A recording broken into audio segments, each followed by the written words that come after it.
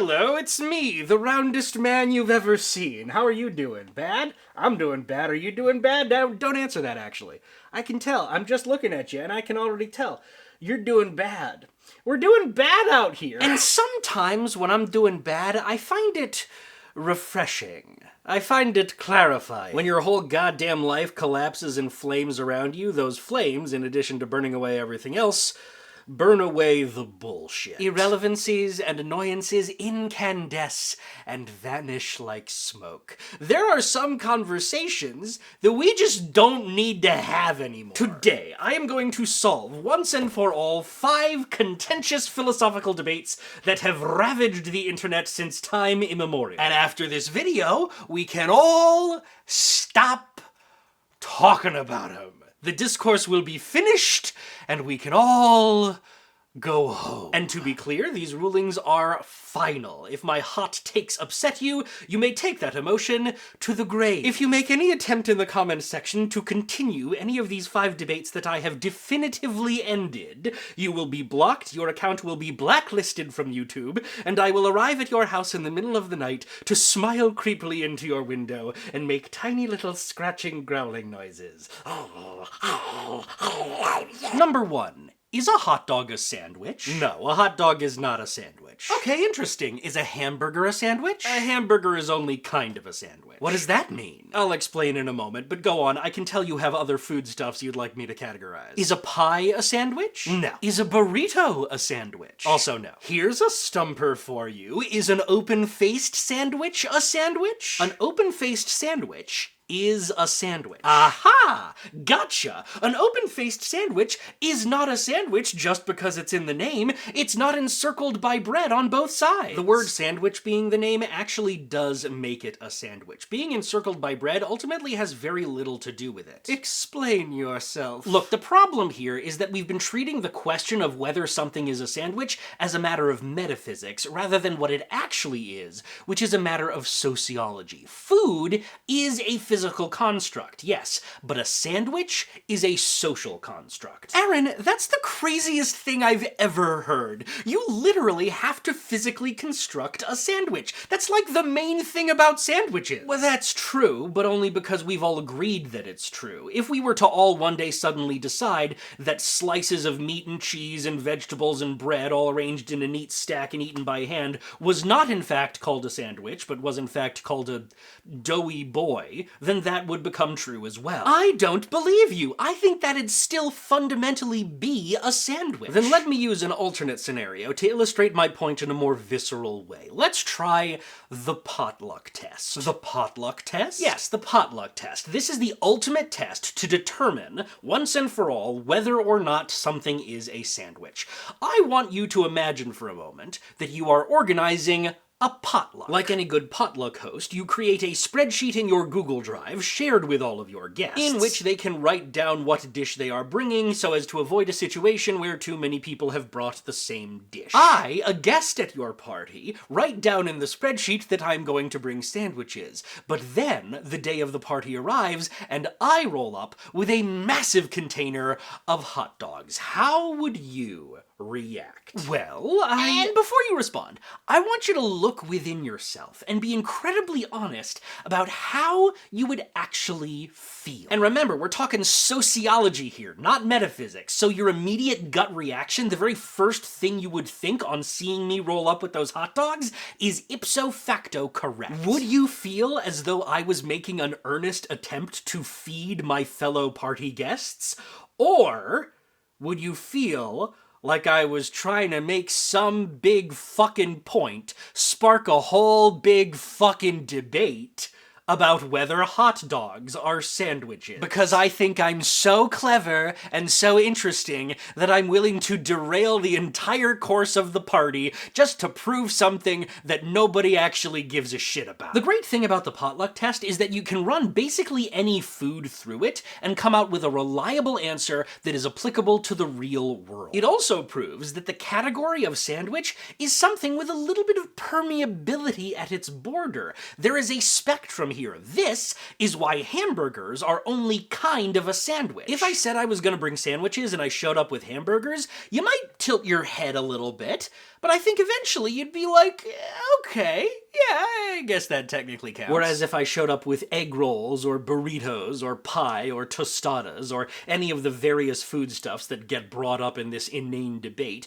you would rightfully shoot me a dirty look, roll your eyes, and say something along the lines of, okay, we get it, but next time can you actually bring what you say you're bringing? The is blank a sandwich debate loves to masquerade as heady philosophy, as highbrow intellectual discussion, but what I like about the potluck test is that it drags the debate kicking and screaming down from the clouds into material reality. Hot dogs are not sandwiches. In the extremely unlikely event that we as a society decide at large that they are sandwiches, this may change. But for now, this probability is a distant glimmer on the horizon. And treating it as anything else is utter folly. In conclusion, sandwich is a gender. Moving on. Number 2. Is it pronounced GIF or GIF? Neither! This word is unpronounceable. What? You heard me. But how is that possible? Look, the problem here is that language, much like sandwiches and also gender, is socially constructed. If enough people agree that a particular definition or syntax or pronunciation is correct,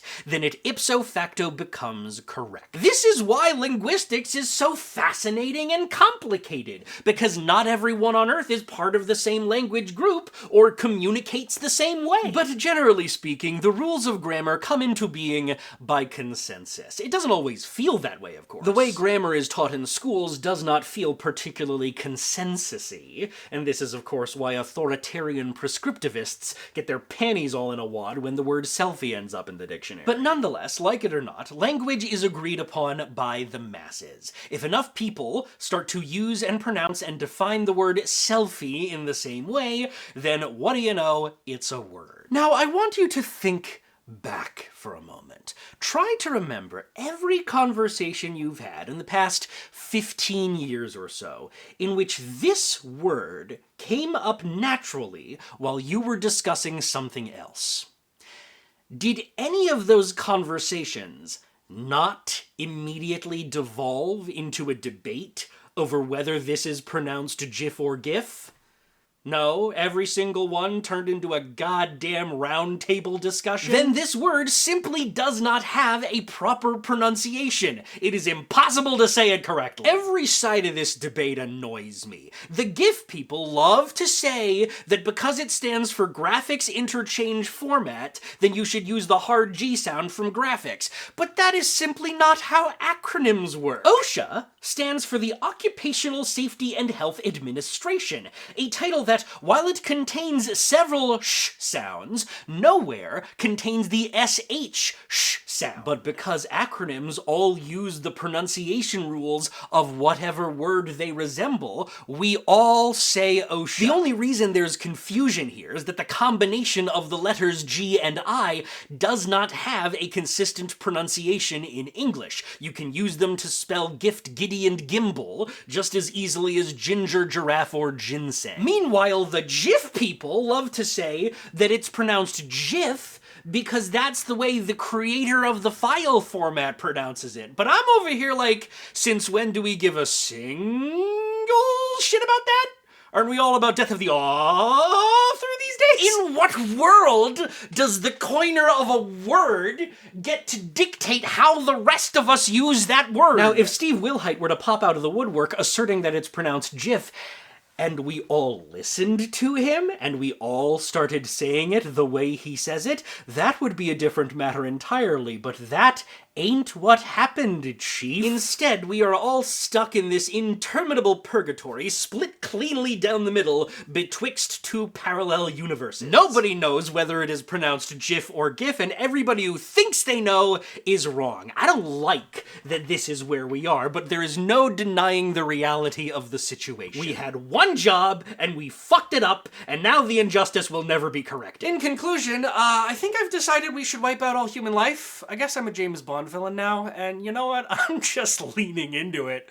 I've got myself an evil lair on top of Mount Everest. I've got all the nuclear access codes. I am activating the Jewish space laser. I am activating the subtectonic explosive devices. I am activating the combination Jewish space laser and subtectonic explosive devices. Number 3. Which came first, the chicken or the egg? Obviously the egg! Oh, Aaron, my sweet baby boy, it's not that simple. In this case, it actually is that simple. Dinosaurs had eggs. Ah, but those eggs were not chicken eggs. They were dinosaur eggs. The question of which came first, the chicken or the egg, specifically refers to chicken eggs. Hey, come here. I got a question for you. Where the fuck do you think chickens evolved from? Okay, Aaron. Sure, chickens, like all birds, did evolve from dinosaurs, but that doesn't answer the question. Yes, it fucking does. Look, to prove my point here, I am going to Google the evolutionary history of chickens, and I would like it on the record that I resent the fact that you are making me do this. Okay, so the chicken was domesticated about 8,000 years ago in Southeast Asia from a species called the red jungle fowl. Now, the red jungle fowl still exists, so there never was a last red jungle fowl. But presumably, your question is based on the assumption that there was at some point a first chicken. Yeah, so I guess the question is, what kind of egg did the first chicken hatch out of? Was it a chicken egg or a red jungle fowl egg? Well, no, there never was a first chicken because that is simply not how evolution works. Even when it is human-guided, as in the case of domestication, evolution simply does not affect individual organisms in that way. Evolution creates gradual changes across an entire population. The transition from red jungle fowl to chicken happened over many generations of deliberate breeding by humans. At no point was there a hard line delineating one from the other, but do you want to take a wild stab at what each and every one of those birds was doing that whole fucking time? Laying eggs? Laying eggs, baby! No matter which way you slice it, the egg came first. Fine, you're right. The egg came first. I know I'm right. But I still want to use the metaphor of chickens and eggs. It's a useful rhetorical device for describing situations where causality is complicated and the relationship between cause and effect is cyclical or unclear. Hey!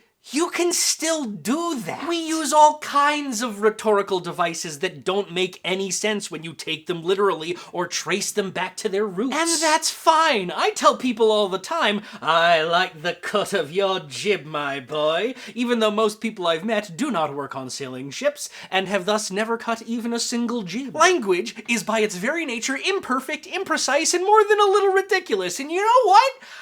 I think that's fine. It's fine. We're all fine.